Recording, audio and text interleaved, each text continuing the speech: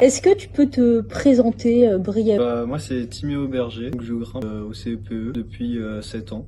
C'est là où j'ai commencé. Tu as? J'ai 17 ans. Ouais, donc ça fait quelques années. Ouais, ça fait quelques années. Qu'est-ce qui t'a mené à l'escalade de manière générale? Moi avant je faisais de la gym, donc en club tout ça, et ma mère elle m'a inscrit une fois à l'escalade. J'ai accroché directement et depuis j'ai pas arrêté. Ouais, la révélation directe quoi. C'est ça. Est-ce que quand t'as commencé, tu te voyais faire de la compétition? Je me voyais pas vraiment faire de la compétition, mais en fait je savais pas trop, j'étais un peu petit pour penser à tout ça. Pour moi tout ça c'était vraiment juste un passe-temps, donc j'avais pas encore vraiment conscience de ce que c'était la compétition, tout ça. Je pensais quand même en faire parce que en gym justement je faisais des compétitions. C'est un peu le schéma, on fait du sport, on fait de la compétition. Ouais. C'est ça. Est-ce que tu penses que la gym t'a aidé dans la pratique de l'escalade? Que ce soit pour ta souplesse, ta connaissance du corps, ta visualisation de l'espace? Je pense que ça m'a pas mal aidé, mais ça m'a pas vraiment handicapé. Mais ouais, ça m'a beaucoup aidé parce que du coup j'avais déjà une base de force musculaire, de placement et ouais de souplesse aussi. Mais par contre en inconvénient du coup c'est que j'utilisais pas beaucoup mes pieds au début et toujours maintenant c'est un peu mon problème. Mais ouais, je pense que ça a quand même pas mal aidé. Et est-ce que ça t'a aidé aussi dans l'appréhension de la chute? L'appréhension de la chute, ouais, un peu quand même, je pense. Parce que j'ai jamais vraiment eu peur de la chute, à part en dalle. Ouais. Ça m'a toujours fait un peu peur, ça m'a quand même aidé. Qu'est-ce que ça t'a apporté l'équipe régionale depuis l'année dernière? Ça m'a apporté pas mal de choses, donc ça m'a déjà apporté des entraînements en plus, forcément, des regroupements et puis des avantages grâce aux partenaires.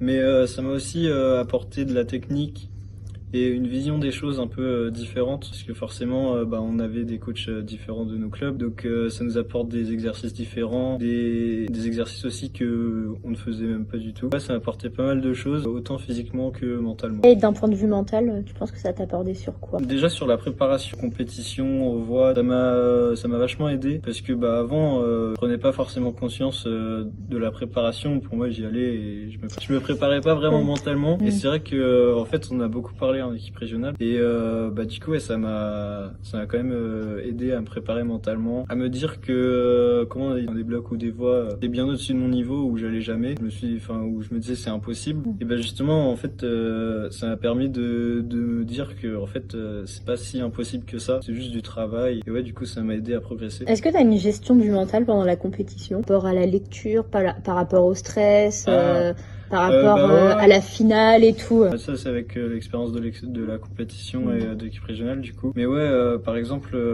en compète, quand je vais lire un blog, je vais vraiment essayer de voir tous les micro détails qui peuvent changer. Aussi essayer de voir quand il y a des vidéos par exemple aux régionaux de voix. Il y a souvent les démos qui nous donne on essaie vraiment de se mettre dans la peau du grimpeur pour voir vraiment où il met son pied, comment il place son corps, son bassin, où il met des contrepointes, tout ça, enfin plein de petits trucs comme ça. Beaucoup de mémorisation. Et vraiment de se ressentir dans la voie pour que quand on arrive, ce soit pas une surprise. Et tu sens que cette mémorisation au quotidien, tu l'as, par exemple quand tu dois réviser tes cours? Ouais, ça aide quand même pas mal, parce que ouais, tu fais travailler ta mémoire, donc forcément ça aide aussi pour les cours, plein d'autres trucs. Et d'un point de vue physique, vous avez quoi comme exercice par exemple?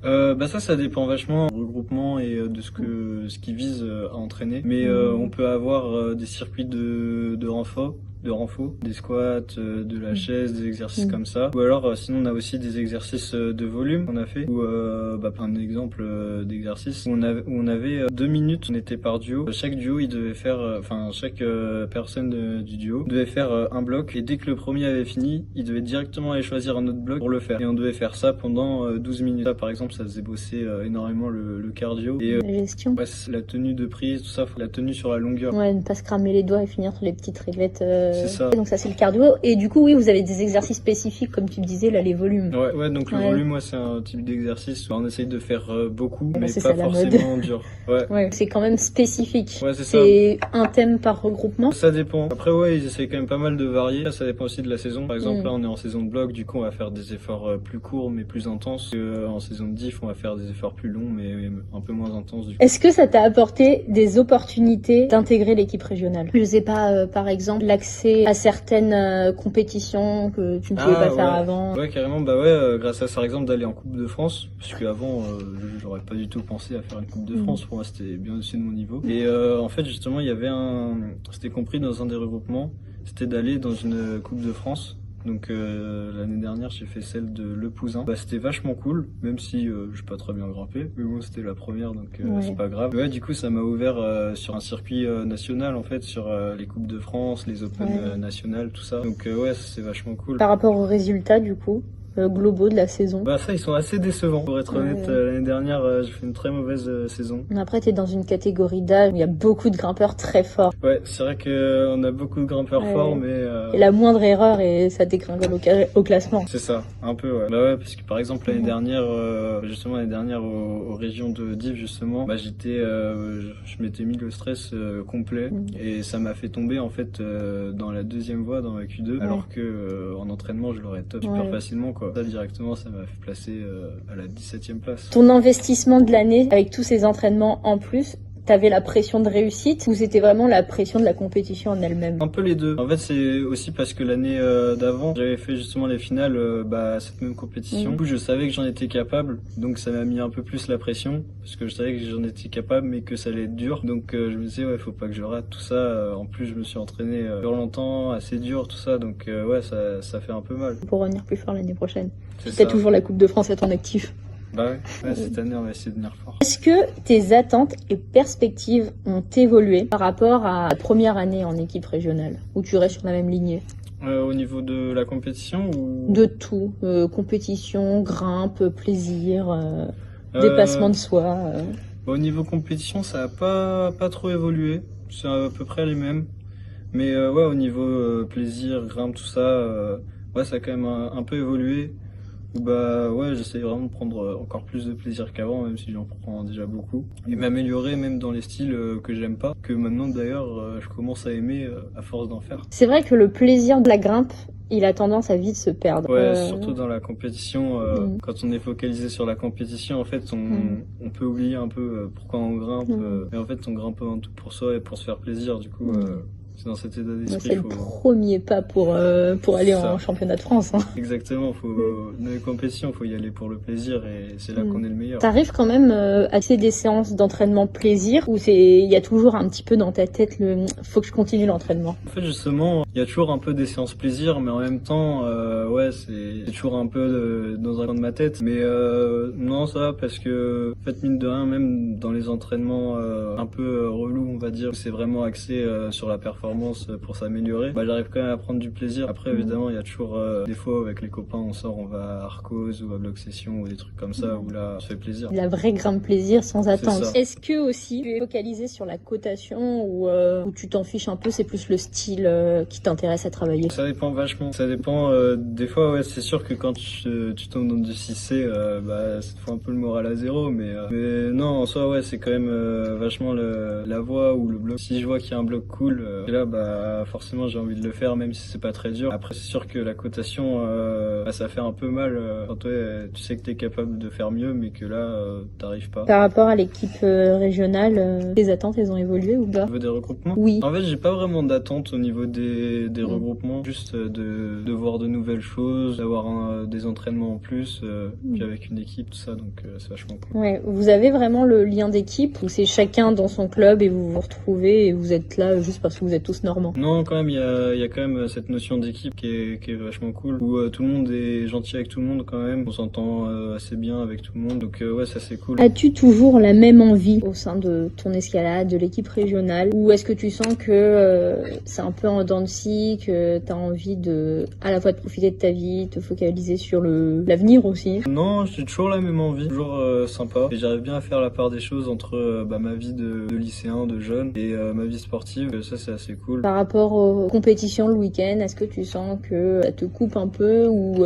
tu y vas avec grand plaisir le dimanche matin? Non, ça c'est assez cool et ça m'étonne toujours un peu. C'est que même si je dois me lever à 5h, 6h, 7h, ça me fait toujours plaisir de me lever le dimanche matin pour aller faire une compétition d'escalade. Comment ça se passe quand vous vous retrouvez en compétition du coup avec l'équipe régionale? Est-ce que vous avez un coaching spécifique ou chacun reste dans son club? En compétition régionale, on a nos coachs de club pour ceux qui en ont. Sinon, non, il n'y a pas vraiment de coach de l'équipe régionale. Après, forcément, les coachs sont présents, les coachs de l'équipe régionale sont présents sur les compètes régionales. Du coup, bah, forcément, des fois, on va aller voir, on leur demande quelques trucs et répondent et ils nous aident. Mais est-ce qu'ils le font avec tout le monde ou juste avec les membres de l'équipe régionale? Bah, ils le font, ouais, avec ceux qu'ils connaissent, donc forcément, tout le monde les connaît pas. Hein, surtout ceux que eux, ils connaissent, pas tout le monde, quoi. Gros plus d'aide dans les lectures.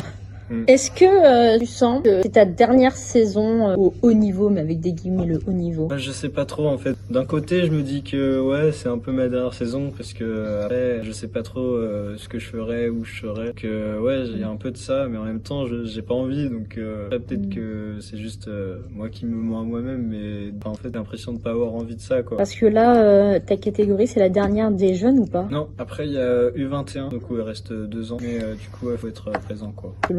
Selon ton emploi du temps, c'est plus compliqué. Ça. Mais toi, t'aurais envie de continuer dans cette optique? Ah ouais, carrément. J'ai super envie de continuer l'escalade comme je fais là, faire les circuits de compète, tout ça, c'est super sympa. T'as envie de quoi comme étude? Bah, j'aimerais bien faire stage dans l'escalade justement, et après je sais pas trop quoi faire, mais ouais, j'aimerais bien aller dans ça. Ça te fait peur ou t'es un peu dans l'attente ou... Bah ouais, non, je sais pas trop, j'attends un peu de voir. Après, moi je suis quand même quelqu'un d'assez optimiste, un peu au jour le jour, du coup je stresse pas pour ça ou quoi. Mais ouais, c'est vrai que je me demande un peu, mais ça me fait pas forcément peur. Est-ce que tu vas quand même essayer de te dégager du temps pour faire des séances d'escalade? Ouais, je vais quand même essayer de toujours grimper au minimum une fois par semaine. Est-ce que tu peux nous décrire une routine d'un regroupement? Ouais, on arrive le matin en général. On attend que tout le monde arrive, tout ça. Une fois que tout le monde est là, ça dépend un peu des regroupements, mais des fois, soit ils nous parlent un peu, souvent ils nous présentent un peu ce qu'on va faire dans la journée. Donc surtout les points qu'on va observer. Donc par exemple la préparation mentale, les exercices de volume, plein de choses comme ça. Donc après on fait un échauffement. Et ensuite on est séparé souvent en plusieurs groupes. On est séparé en 2 ou 3 groupes. Et là on a plusieurs exercices ou choses à faire. Des fois quand on est en bloc, par exemple des fois c'est juste travail de bloc dur. Une fois ça a été aussi essayer des blocs à vue. On n'avait qu'une seule chance pour les faire. Et après sinon il y a des exercices aussi où juste des parties théoriques où ils nous parlent. Par exemple là le dernier regroupement on a parlé de respiration. Donc des systèmes de respiration qui nous permettaient soit de nous apaiser, soit de nous dynamiser, plein de choses comme ça. Ensuite on tourne sur ces groupes, sur ces exercices. Ensuite on mange et puis l'après-midi on fait souvent la même chose. On est séparés aussi en plusieurs groupes où là on refait des exercices un peu différents. Ça a l'air très intéressant ce que tu expliquais sur la respiration. Ouais, c'était assez sympa. Entre les membres de l'équipe régionale, est-ce qu'il y a un effet d'émulation entre vous ou c'est vraiment un peu chacun pour soi? Non, franchement c'est quand même assez émulatif. Tout le monde encourage un peu tout le monde. Après c'est un peu comment l'esprit de l'escalade aussi. J'ai envie de dire. Non, il y a pas vraiment de rivalité. Ou alors c'est des rivalités un peu enfantines pour rire. Et est-ce que quand vous êtes en compétition, il y a vraiment de la solidarité entre elles? Vous êtes vraiment juste concurrents et c'est plutôt les partenaires de club qui vont l'emporter sur l'effet groupe? Non, il n'y a pas vraiment de rivalité. Après, ouais, c'est une compétition, donc forcément. Après, là, par exemple, sur régional de bloc, on se voit quasiment pas. Enfin, en tout cas, moi, à chaque fois que je fais des régions de bloc, je suis vraiment dans ma compète. Je vais faire mes blocs par-ci par-là, et puis à la fin, on voit. Forcément, ouais, sur la fin de la compète, quand on voit un peu ce qu'on a fait, ce que les autres ont fait, on va voir les autres pour voir où ils en sont, tout ça. Et du coup, ouais, il y a un peu de rivalité, mais c'est de la bonne rivalité, c'est pas. Et ouais, c'est ça. C'est chacun fait sa compète, et après, on voit bien où on en est. C'est ça, oui. Tu penses que t'es plus en équipe avec les gens du club ou t'es plus une équipe avec les gens du regroupement régional? Je pense quand même avec le club parce que je les connais depuis beaucoup plus longtemps. Forcément, par exemple au régional, on part un week-end ensemble, on dort au même endroit, tout ça. Donc forcément, je suis beaucoup plus avec eux. Donc je pense que je suis plus en équipe avec les gens de mon club. Vous êtes plus copains? Ouais, c'est ça. On se connaît beaucoup mieux en fait. Ouais, vous partagez des moments alors que finalement régional c'est une fois de temps en temps. Vous êtes une équipe, mais vous êtes une équipe créée, alors que là, vous êtes une équipe de copains. C'est ça. Après, ça n'empêche que dans l'équipe régionale, on a quand même des copains, tout ça. Est-ce que tu ressens une différence dans la relation de compétition homme et compétition femme, dans le traitement que peuvent avoir les compétitrices par rapport aux compétiteurs, par rapport aux ouvertures de voix, ce genre de choses? Non, pas forcément en vrai. Non, je sens pas trop de différence. Ouais, en compétition, non. Les ouvertures sont à peu près similaires. Ouais, c'est ça, bah ouais, en compétition, en finale surtout, ils essayent de faire une cordeau, un bloc physique et une dalle, quoi. Après, ça dépend des fois, hein, toujours. Est-ce que tu sens que l'ambiance autour de vous est différente selon homme ou femme, ou comme vous êtes encore en équipe jeune, c'est très lisse? Non, ça, franchement, c'est assez lisse. Ouais, c'est à peu près pareil. C'est bien, c'est aussi peut-être parce que c'est un sport jeune. Ouais, Ça- peut-être, je sais pas trop. Mais après, ouais, c'est aussi un des seuls sports où les femmes sont quasiment aussi fortes que les hommes. Et puis oui, on n'a pas encore atteint les limites en soi, donc... Oui, c'est vrai. Enfin, je pense qu'on les atteindra jamais. Hein. Tu nous parlais des partenaires tout à l'heure avec l'équipe régionale. Est-ce que tu peux en parler un peu plus? Bah ouais, on a pas mal de partenaires. Que ouais, il y a justement on a des avantages grâce à ça. Donc, par exemple, Arcos, toutes les salles Arcos de France sont gratuites pour nous. Ça, c'est quand même assez cool. Le bloc session Rouen, là, la salle qui est sortie il y a pas longtemps, qui a ouvert, c'est gratuit aussi pour nous. Et après, ouais, on a des réductions sur certaines salles. Alors, Climb Up Camp, par exemple, je crois qu'on a une réduction sur l'entrée, je sais plus de combien. À Isatix aussi, on a une petite réduction. À The Roof aussi, je crois. Et ouais, ça, c'est tous nos partenaires. J'en ai pas oublié.